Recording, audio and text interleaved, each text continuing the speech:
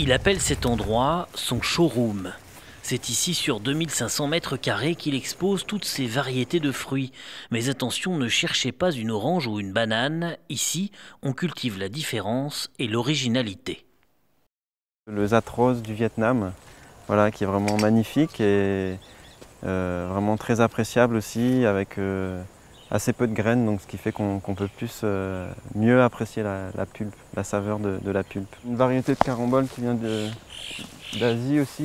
Cette variété-là est particulièrement intéressante. La sapote jaune avec une saveur toute particulière et une consistance très farineuse, le tout avec une saveur vraiment très sucrée. Le chikou, c'est un fruit longtemps mais qui est vraiment très peu connu.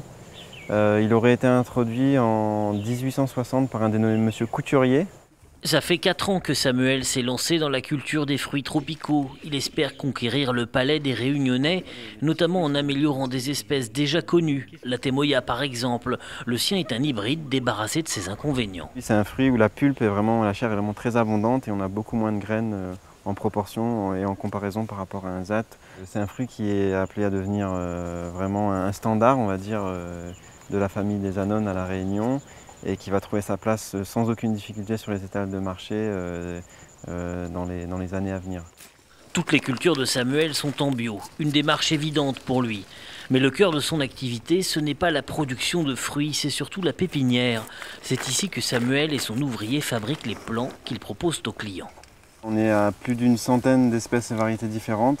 Parmi ces centaines d'espèces, il y a 2 catégories de fruits. D'abord les fruits longtemps, ceux-là sont déjà connus mais ont parfois disparu des cours. Samuel compte les y ramener. Ici on arrive avec des nouvelles variétés de Jamanak introduites d'Asie du Sud-Est, et ce sont des variétés qui ont été sélectionnées pour les caractéristiques de leurs fruits. Donc on a vraiment des gros fruits qui sont bien juteux et bien sucrés, ce qui va permettre de redonner un nouveau souffle à la culture du Jamanak à La Réunion.